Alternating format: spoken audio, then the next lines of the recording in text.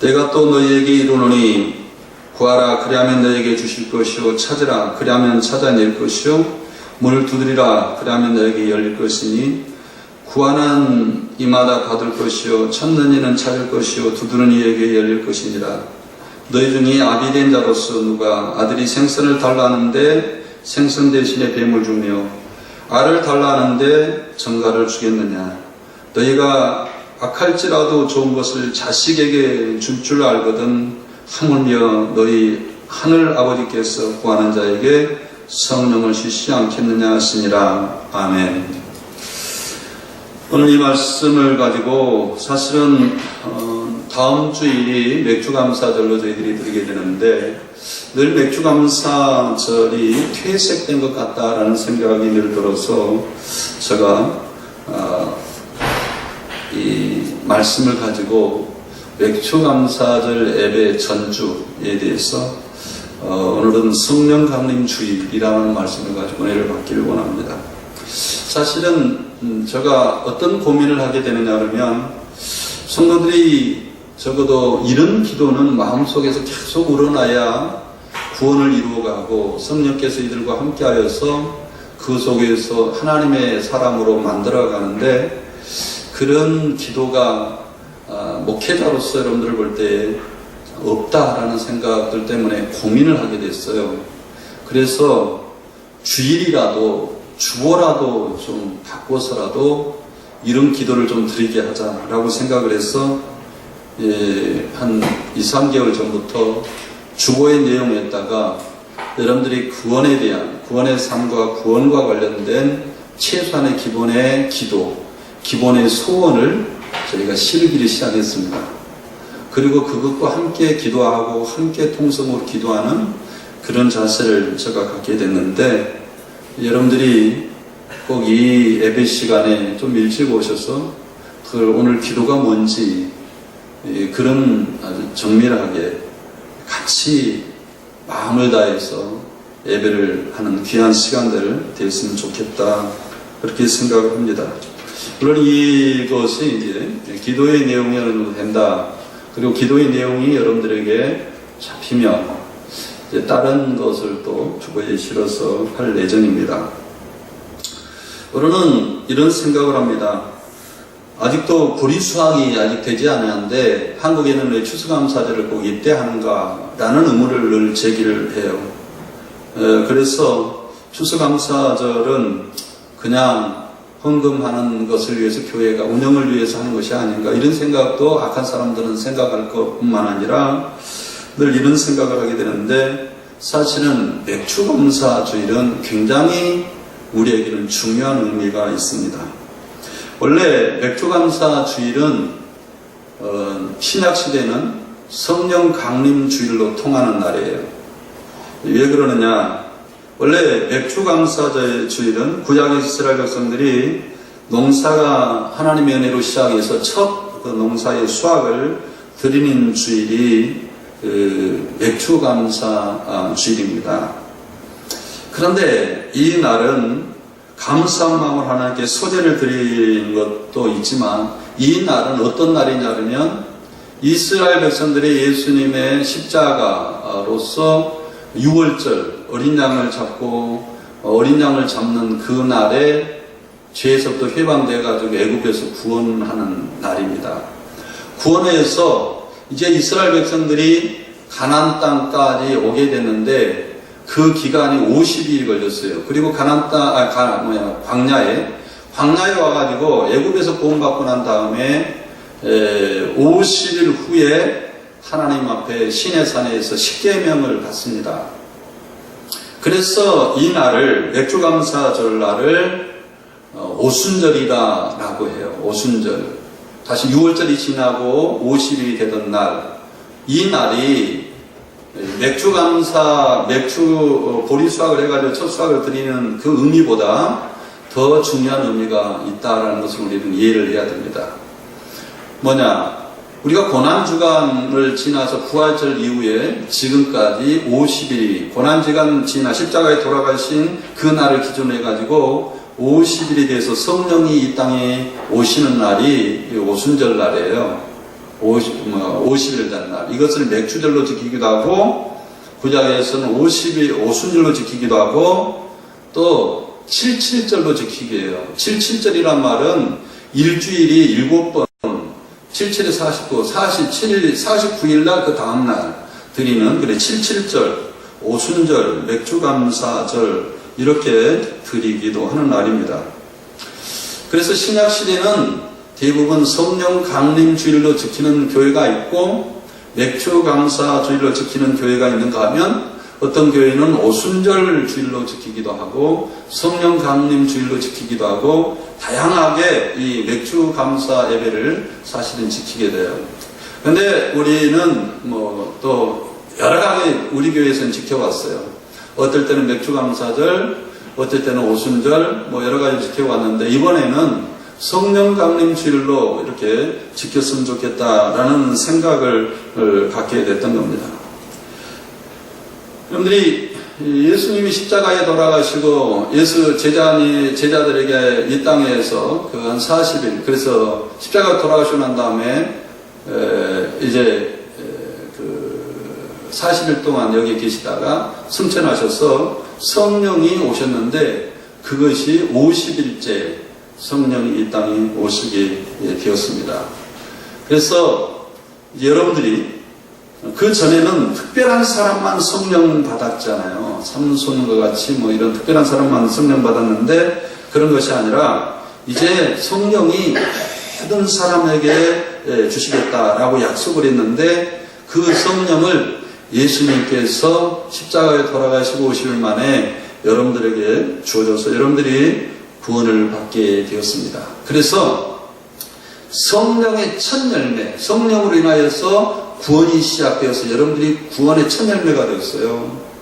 이것은 보리수확을 해가지고 첫 열매를 하나님께 드린 것하고, 여러분들이 성령을 통하여서 구원받아가지고 성령의 내가 첫 열매가 되었다라는 것을 여러분들 스스로 드린 것하고 의미가 같다라는 겁니다. 자, 우리가 성령의 첫 열매에 대한 이야기부터 좀 합시다. 많은 사람들이 이렇게 생각을 합니다. 우리가 구원받는 것은 많은 사람들이 이렇게 생각해요. 내가 예수님의 십자가의 교리를 깨달았기 때문에 내가 구원받았다. 그래서 유병원이나 권신창의 이 구원파의 그 특징은 그 사람들이 거듭나는 날을 알아요. 구원받는 날을 알아요. 언제냐면 내가 십자가의 교리를 깨닫는 그날 자기가 구원받았다 그래요. 그래서 그 사람들은 당신 생일이 언제야, 구원받는 날이 언제야 그러면 다 대답을 합니다. 그렇게 또 구원받은 날, 그래서 그 교리를 철저하게 믿어요. 저 사람들은, 나머지 사람들은 십자가 교리를 깨달지 못했다라고 생각을 해요. 또 하나는 회개하는 날이다 라고 또 주장하는 사람들이 있어요. 구원받는 날을. 회개의 날이다. 여러분들이 구원받는 것은 여러분들이 교리를 깨달아서 결단을 해가지고 구원받는 것이 아니라, 여러분들의 구원은 성령이, 예수님께서 재림하셔서 이 땅에 성령을 여러분들에게 보내가지고 성령이 여러분들 마음속에 선물로, 구원의 선물로 왔어요. 구원의 선물로 내 안에 오셔가지고 내가 이제 거듭나게 되고 새 생명을 얻게 되고, 그 성령이 나로 인하여 구원을 깨닫게 하고, 또 구원의 교리도 알게 하고 회개하기도 만들고, 수없이 성령의 선물을 통하여서 얘가 거듭나고 변화가 되고 하나님의 사람으로 이렇게 만들어져가는 놀라운 은혜를 얻게 되는 겁니다. 그래서 구원은 내가 결단하는 것이나 십자가 교리를 깨닫는 날 여러분들이 구원받는 것이 아니라 성령의 선물로, 성령의 은혜로 구원받는 거예요. 그래서 성경은 뭐라고 이야기하느냐, 구원은 하나님의 성령의 선물이기 때문에 우리가 회개했거나 우리가 결단했기 때문에, 깨달았기 때문에 나에게서 난 것이 아니에요. 하나님이, 성령이 선물로 우리에게 주셔가지고 성령이 내 속에서 깨닫게 하고 성령이 나를 변화시키고 성령이 나를 회개시키는 그 성령의 선물로 인해서 내가 구원받았기 때문에, 구원받는 날을 내가 구원의 교리를 깨닫더라지거나 십자가의 교회를 깨달았기 때문에 내가 그날 구원받는 날이다 라고 생각하면 이것은 성령에 대한 아주 구원의 성령에 대해서 굉장히 오해를 하는 부분이다 라는 것입니다. 그래서 여러분들이 이제 예수님께서 성령을 이 땅에 보내셔가지고 성령이 하나님의 약속된 백성들에게 오셔가지고 새 생명을 주고 깨닫게 하시고 변화시키시고 매일 하나님의 나라를 인해서 하나님의 영적인 굶주림, 하나님의 은혜 없이는 살아갈 수 없는 그런 은혜를 우리에게 허락을 하셔서 변화시켜요. 그리고 마지막 날에 100% 우리가 성령을 받는 날이 있어요. 그 날이 언제냐 그러면 우리가 예수님이 나팔을 불 때 재림할 때에 성령을 통하여서 우리가 영과 몸이 부활을 해요. 그것이 성령의 선물의 성령의 마지막 우리에게 선물이 되는 겁니다. 그래서 우리가 구원의 시작도 성령이고 구원의 과정도 성령이고 마지막 우리가 예수님처럼 죽은 예수님을 부활시키는 것은 성령의 능력이었어요. 성령의 영이었어요. 100% 성령께서 예수님이 십자가에 죽으셨던 그 예수님을 살리셨던 죽은 자를 살리셨던 영이 성령이에요. 그래서 우리가 처음부터 예수님의 성령으로 인하여서 우리가 변화받았구나, 성령으로 생명을 얻고 마지막 날에는 성령의 100% 우리가 받습니다. 선물로 받아가지고 우리가 죽어있는 지금 화장장에 가가지고 우리 몸과 영혼이 우리 몸은 태워지고 영혼은 하나님 나라 가지만 마지막 날에는 성령을 구원의 선물인 성령을 마지막 충만하게 받아요. 그래서 구원의 교리 여러 가지 한국교회에 너무너무 잡다한 구원의 교리들이 너무 많이 있어요. 그건 다 이단들 때문에 이단들이 만들어 놓은 그런 씨앗들이에요. 그러나 여러분들이 알아야 될 것은 여러분들이 구원받은 것은 날짜 몰라도 돼요. 날짜 모를 수밖에 없어요.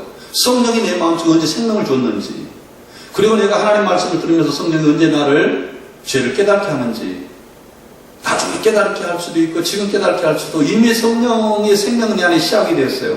그렇기 때문에 생명이 시작이 된 날을 내가 구원받았습니까? 아니면은 구원의 교리를 성령으로 인해 깨닫게 하는 것이 구원받았습니까? 아니면은 성령이 지속적으로 나로 하여금 죄에서 벗어나도록 침이하는 과정들이 있어요. 거룩하게 만드는 성화 구원의 과정, 그 성령이 아니면 우리가 거룩하게 될 수가 없어요. 그것이 구원을 이루는 과정이라고 그래요. 그래서 구원을 이루는 과정이 내가 구원받았습니까? 어떤 것이 구원의 초점으로 이야기할 것이냐? 아무도 말할 수 없어요, 사실은. 그래서 사람들은 자기 단체를 홍보하기 위해서요, 벨쇼를 당합니다, 사실은. 그래서 그거를 통하여서 다른 교회와 구별되고, 우리는 다른 단체와 구별되고, 우리는 굉장히 거룩한 단체고 능력 있는 단체고 대단한 단체라고 선전하는데 그건 다 종교적인 사기극이에요. 사실은 우리는 성령의 은혜로만 구원받는 겁니다. 성령의 역사가 내 안에 진행되므로. 그래서 구약에는 성령을 선물로 주시겠다, 그래서 약속된 성령이라고 이렇게 말합니다. 성령을 통하여 이 땅에 이제 구원이 이루어지는데, 그 구원이, 여러분 생각해 보세요. 예수님께서 이 땅에 여러분들에게 구원을 이루셨어요. 십자가로 여러분 죄를 해결하고 부활의 능력으로 죄와 사망의 권세를 여러분들을 해결했단 말이에요. 십자가로 허물과 죄로 죽었던 여러분들 죄의 문제를 대신 십자가에 지셨죠. 그 다음에 예수님의 부활로 인하여서 죽었던 영혼들을 여러분들이 살리셨어요.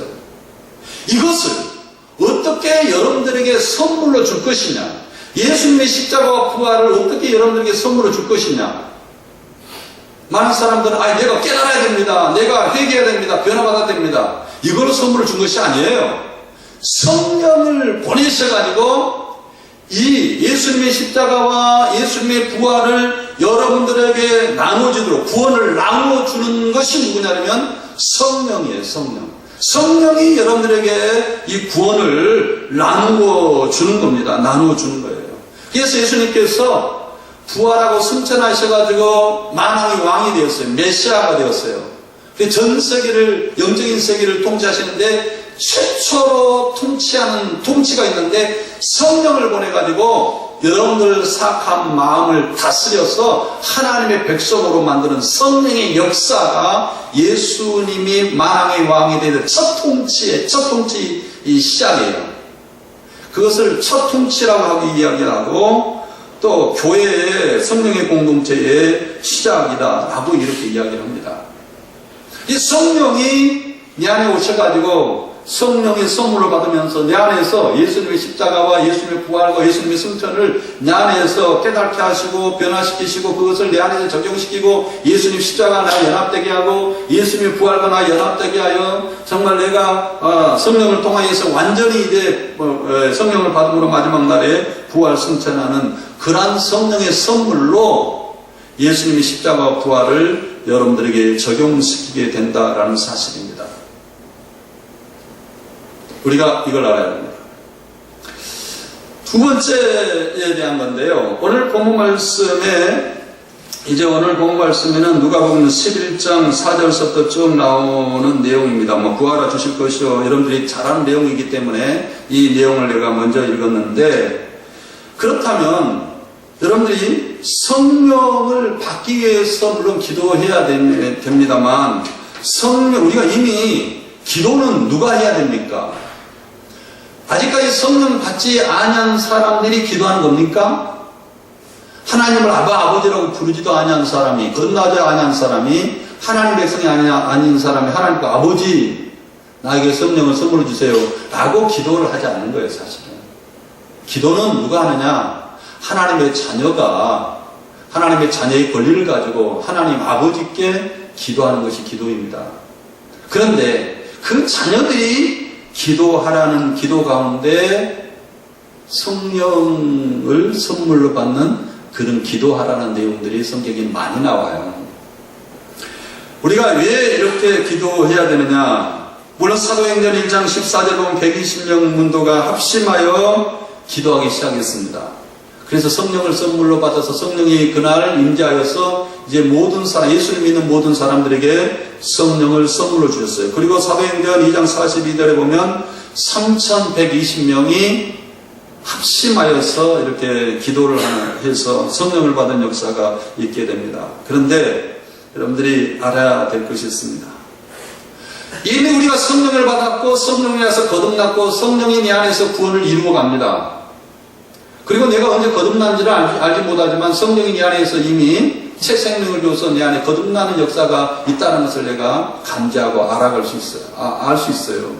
내 안에서 이미 성령이 시작이 돼서 죄를 깨닫고 또 하나님의 그 성품을 입기 위해서 무단히 내가 나 자아를 죽이고 세상적인 모든 것을 죽이고 주님의 은혜를 내가 담게 하는구나. 주님의 인격을 담게 하구나. 그런 걸 통하여 내 안에 성령이 이미 오셔서 나를 변화시키고 새 생명을 줬구나. 내가 거듭났구나. 라는 것을 우리가 그것을 통하여 알 수가 있는 겁니다. 그러니까 거듭나는 것을 여러분들이 아는 것은 회개하는 어떤 그 행위나 십자가의 교리를 깨닫는 어떤 행위, 그날을 내가 그걸 나를 정해가지고 그날 깨달았다. 그래서 그날이 거듭나. 권신차이가 능력이 있다. 라고 생각하는 것이 그걸 깨닫게 하는 것이 능력이라는 거예요. 다른 교회는 다 죽었고 권신자가 그것을 십자가 교회를 깨닫게 해서 그날 거듭나는 걸 다 알게 하는 나머지는 다 짐승, 금수라는 겁니다. 어떤 사람도 이런 사람이 있어요. 회개하는 것이 능력이다 그래가지고 회개시키는 그것을 붙잡게 만드는 그런 능력도 있어요. 그러나 아니에요. 성령님이 내 안에서 시작이 됐다라는 걸 여러분들이 알고 그 다음에 이제 거듭난 사람들이 하나님 앞에 기도를 해야 되는데 그 기도의 내용이 뭐냐 그러면 주님께서 가르친 기도의 내용이 핵심이에요, 사실은. 그래서 오늘 본문 말씀에는 이렇게 기도하라. 하나님의 이름이 나를 통하여서 좀 거룩히 여겨야 될 것 같습니다. 하나님 내 속에서 나를 다스려 주시옵소서. 하나님 나라가 임하여서 나를 사간 마음을 다스려 주십시오. 이것은 매일매일 내가 기도해야 되고 날마다 나에게 일용할 양식을 주시고 내가 다른 사람의 죄를 용서한 것처럼 나의 죄도 용서해 주십시오. 이런 내용을 기도를 하게 되는데 그 기도의 내용이 쭉 기도의 내용이 나오는데 그것을 어떻게 간절히 기도를 해야 되느냐. 성도에 간절히 기도할 때에 우리가 성령이 임한다라는 사실입니다. 많은 사람들이 성령의 은혜를 위해서 갈구하고 성령과 동행하고 성령의 은혜를 위해서 살기 위해서 성령 받기 위해서 기도하는 내용들을 다 상실해 버렸어요. 왜냐? 어떤 사람 내가 이미 구원받았기 때문에 성령 받았는데 뭐 또 성령을 받느냐? 여러분들 그거 아니에요. 여러분들이 구원이 예수님의 생명이 여러분들 안에 성령을 통하여 시작이 되었고 성령을 통하여서 여러분들이 구원의 과정이 있고 구원이 성령을 통하여 마지막에 성령을 100% 우리가 받음으로 이제 성령을 통하여 우리가 내 영과 죽어있던 몸과 이런 것들이 변화되어서 하나님의 완전한 사람으로 우리가 호련히 새 생명의 육체를 입게 되는데 그 전까지 우리가 성령의 은혜를 강구하면서 기도해야 됩니다. 왜 그러느냐? 예수님이 대표적인 예예요. 예수님이 어떤 사람이냐면 예수님이 죄가 있었어요? 죄가 없었어요. 온전한 하나님의 아들이었어요. 에덴 동산에서 아담이 범죄하지 않게 세웠던 그 하나님의 형상을 입는 하나님의 아들이 예수님입니다. 그 성령으로 잉태해서 성령으로 태어났어요. 성령을 육체를 입었단 말이에요. 희한하지 않아요? 남자의 씨가 없는데 마리아의 몸에서 마리아 몸을 빌려가지고 성령이 그 속에서 생명을 더 낳았어요. 이것은요, 여러분들이 앞으로 부활할 때 성령의 100%의 구원의 선물을 여러분이 받게 되는데 성령의 생명을 죽은 육체에 주셔가지고 여러분들이 부활하는 것과 똑같은 그런 의미예요. 예수님은 성령으로 이 땅에 태어났어요. 남자와 여자와의 결합을 인해 태어난 것이 아니라 성령의 능력으로, 성령의 생명으로 이 땅에 태어난 사람입니다. 그러니까 성령의 생명으로 태어났으니까 나는 기도 안 하지 않아도 된다. 아니 나는 기도하지 않아. 나는 이미 구원받았고 나는 이미 생명 받았는데 기도 안 하지 된다. 그렇게 했나요? 아니었어요. 예수님은 태어날 때부터 기도로 태어났고 또 공생이 시작할 때도 예수님이 세례받을 때도 기도로 세례받았고 예수님 무슨 일을 할 때도 기도로 했고 예수님이 병자를 고칠 때도 기도로 또 예수님이 십자가를 질 때도 내 뜻대로 하지 마시고 하나님의 뜻대로 되기를 원합니다. 십자가에 운명할 때도 하나님 내 영혼을 받으시옵소서 기도로 시작했고 기도로 마쳤어요. 왜 예수님께서 기도를 했을까? 거듭난 사람이 왜 성령을 인해서 기도했을까? 예수님이 기도할 때마다 예수님이 세례받을 때 기도했지요. 세례관에게 찾아가서 기도할 때 세례받았어요. 기도할 때에 세례받을 때에 기도한 결과가 뭐였어요? 성령이 예수님에게 비둘기같이 임했어요. 아니 예수님은 이미 성령으로 태어났어요. 성령이 예수님 안에 있는 분이에요. 그런데 예수님이 세례를 받을 때 성령이 임했다는 이런 말이 나와요.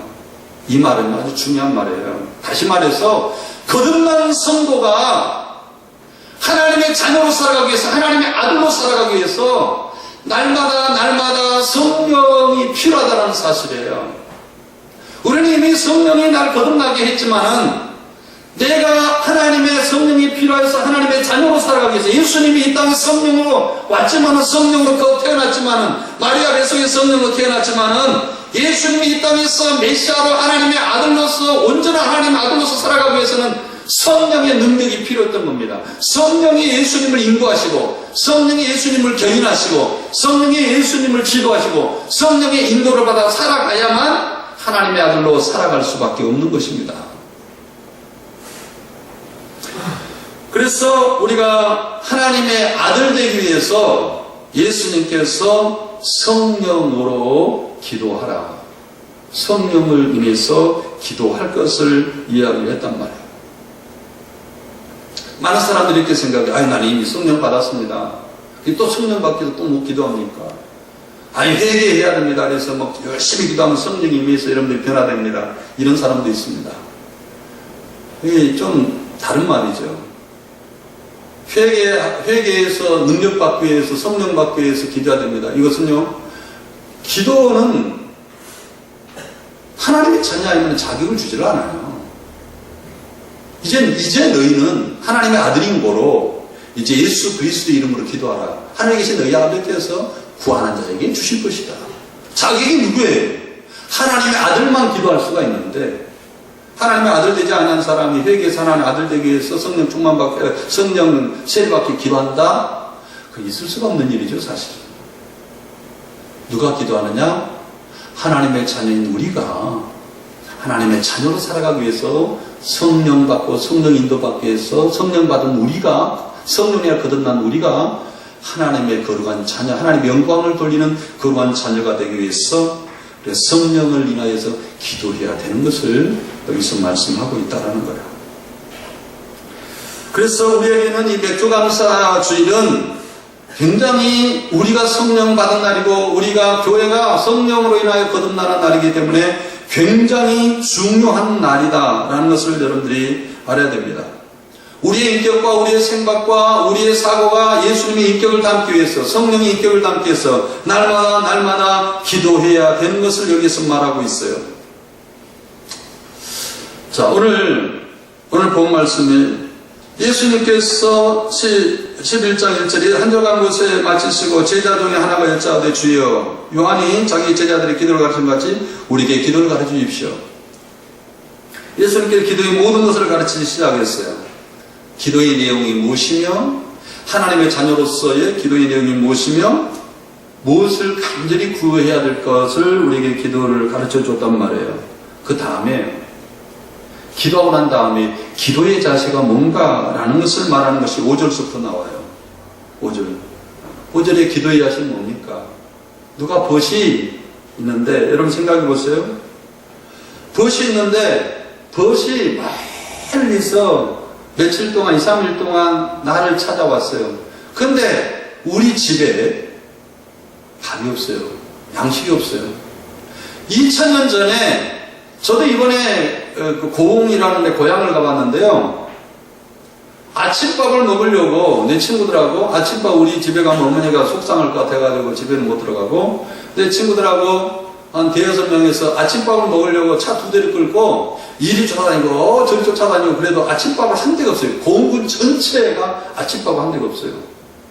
아침 쭉 굶고 11시에 갔어요. 그런데 아직도 밥할 때가 한 식당 한 10군데 들렸는데 없더라고요. 그래서 12시가 좀 반 정도 넘으니까 먹을 때가 있어요. 점심 먹을 때 여기도 있고 저기도 있고 다 있더라고요. 그래서 먹었어요. 그러니까 저녁에 밥 먹으러 가자. 그래가지고 나로도 이 구경하고 이제 고흥으로 저녁 밥 먹으러 갔어요. 저녁밥 한 데가 없더라고요. 시골이니까 점심밥은 하더라고요. 식당들이. 그런데 저녁밥 먹는 사람들이 없으니까 저녁밥 하는 식당이 없더라고요. 2000 전에 생각해 보세요. 2000 전에 누가 식당에서 밥을 먹겠어요? 없지요.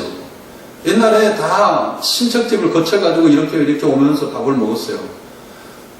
그랬는데 어떤 사람이 자기 집에 며칠 동안 걸어서 찾아온 사람이 있는데 밥을 안 먹고 오기 때문에 무조건 옛날에는 자기 집에 손님이 찾아오면 물어봅니다. 식사하셨어요? 그 인사예요. 안 했습니다. 당연히 안 했죠. 그러니까 밥을 차려드리는 것이 예의입니다. 그건 기본적인 매너예요. 그냥 자기 집에 식사가 없어요. 그래서 친구 집에 쫓아가가지고 야 친구야, 내가 며칠 동안 이렇게 찾아왔는데 떡이 없다.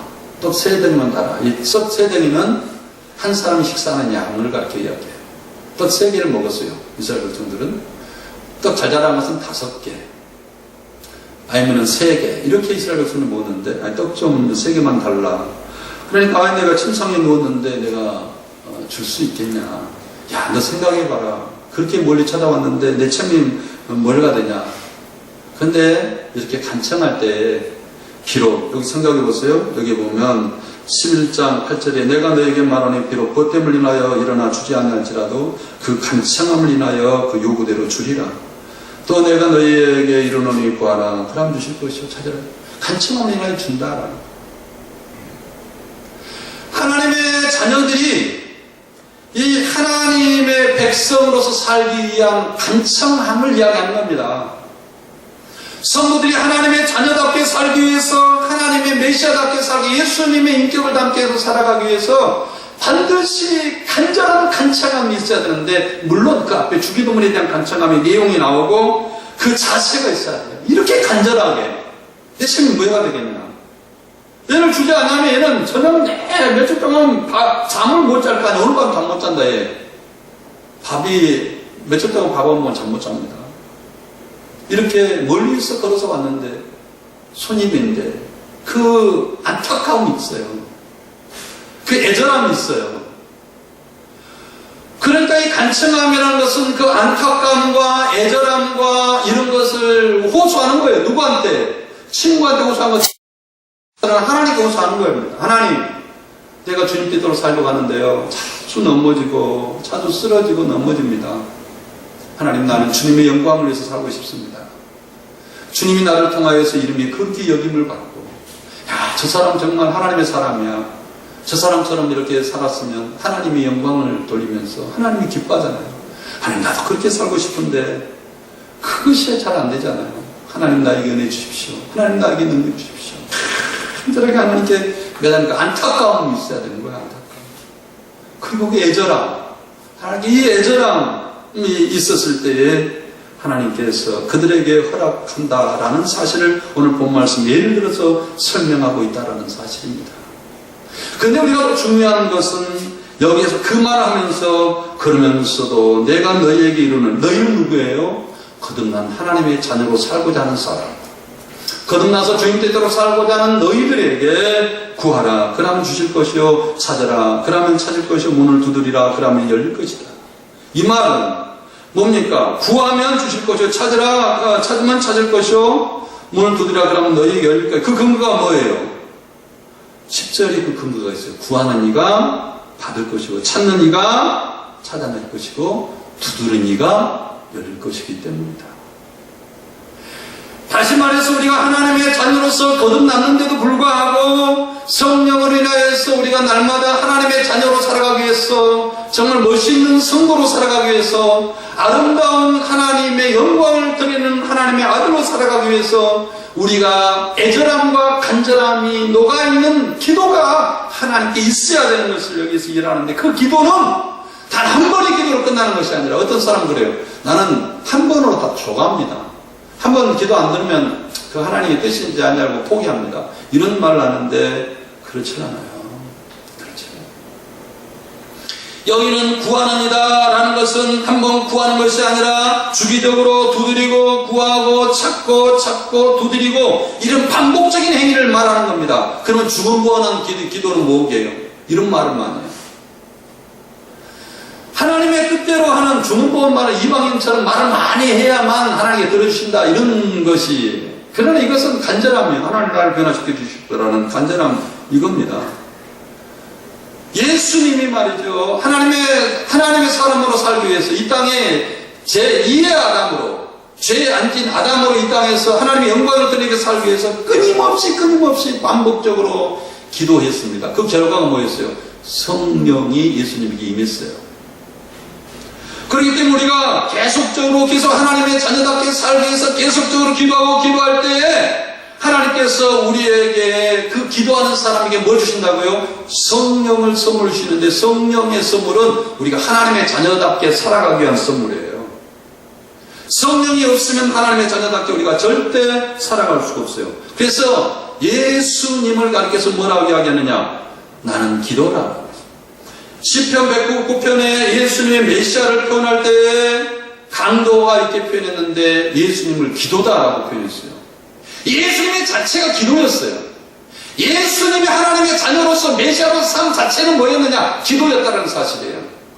우리가 나를 나되게 만들고 하나님의 자녀로 살게 만드는 것은 뭐였느냐? 기도의 삶이 아니면 하나님의 자녀로 살 수가 없다는 사실이에요. 왜? 성령이 나를 주관하지 않기 때문에, 성령이 나를 다스리지 않기 때문에. 기도의 결과는 성령이 나를 주관하고 성령이 나를 다스려야 되는데, 기도의 응답이었는데, 내가 그런 기도를 하지 않을 때 어떻게 성령이 나를 주관할 수 있겠어요? 주관할 수가 없기 때문에 예수 믿는 사람이 세상 사람과 똑같이 살아갑니다. 왜요? 기도가 없는데. 그래서 이스라엘 백성들이 기도했어요. 여기에서 여러분들이 기도를 말한 것이 개인 기도를 말한 것이 아니에요. 여러분들 기도의 공동체고 성령의 공동체예요. 성경의 가족이라는 것은 여러분들 몇몇 사람들이 둘이 모여서 그걸 가족으로 이야기를 하지 않아요. 700명, 800명 단위를 가족이라고 이야기해요. 이스라엘 백성들은. 우리 개념과 달라요. 옛날에 이제 어렸을 때 가족이란 우리 할아버지, 할머니 3대, 4대째 이걸 가족이라 생각했어요. 그러나 지금 가족은 엄마, 아빠. 이 정도가 가족이라고 생각해요. 그러나 그 전에 2000년 전에 예수님이 나오실 때 지금 이스라엘 백성들은 가족은요, 시족 공동체를 가족이라고 해요. 김씨, 나는 경주 김씨입니다. 경주 김씨의 그 전체 몇백 명, 한 7, 800명 단위를 가족이라고 합니다. 그 가족 자체가 뭐였느냐? 언약의 공동체라고 이야기하기도 하고, 지금은 뭐라고 이야기하냐면 교회라고 이야기해요. 성령의 공동체. 이 교회가 날마다 하나님의 성령의 다스림 받기 위해서 모여서 기도하고 흩어지면 개인 기도하고 모여서 기도하고 흩어지면 개인 기도하고, 이것이 교회의 모습이에요. 교회의 모습이 교회다워야 돼요. 교회가 성도가 성도다워야 돼요. 모여서 기도하고 하나가 돼서 기도하고, 성령이 이 교회에 움직일 때 이 교회의 성도들이 하나님의 자녀답게 살아갈 수가 있는 겁니다. 성령의 그 간절한 간구와 간절한 기도가 여러분들 이 교회에 충만할 때 이 교회를 통해서 성령이 역사하시고 계신 겁니다. 그 성령이 역사할 때에 성도들은 하나님의 자녀로서의 살아갈 수가 있는 겁니다. 내 능력으로 살아간다? 내가 결단으로 살아간다? 내가 회개의 능력으로 살아간다? 이것은 다 사기예요. 여러분 힘으로 어떻게 살아갑니까? 하나님의 자녀다. 예수님도 살지 못했는데, 예수님도 성령으로 태어나서 마리아의 몸속에 태어난 예수님조차도, 영원히 사는 예수님조차도 성령의 능력이 아니면 하루로도 살아갈 수가 이 땅에서 없었는데 어떻게 우리가 살아갈 수 있느냐? 예수님은 끊임없이 시편 109편에 오지 나는 기도다 그랬어요. 예수님 자체가 기도였어요. 그런 것처럼 우리는 기도가 우리를 끊이지 않고 나를 주관해야 될 줄 믿습니다. 사랑하는 성도 여러분, 다음 주일날은 성령 감는 주일, 맥주 감사절로 드리게 됩니다. 여러분 꼭 준비하실 것이, 여러분 다음 주일날은 성령 충만받기 위해서 우리 교회 공동체가 간절히 기도하기를 원합니다. 정말 이 교회에 성령이 역사하지 않으면 하나님의 자녀로서 다 정말 세상 사람보다 더해요. 악함이 더합니다. 이 악함을 누가 달 수 있겠어요? 이 시기심과 이 악한 세상적인 그 정말 세상에 목말라 있는, 세상의 부로 인해 충만해 있는 이 사악한 마음들을 누가 달 수 있겠어요? 하나님의 사람은 누가 만들 수 있겠어요? 성령이 아니면 안 됩니다. 다음 주에는 성령 강림주일, 다음 주일날은 추수감사절로 겸하여 이렇게 듣게 되는데, 여러분들 기도하시고 하나님의 자녀답게 살기 위해서 일주일 동안 내내 기도하는, 정말 기도를 회복하는 성도가 되기를 바랍니다.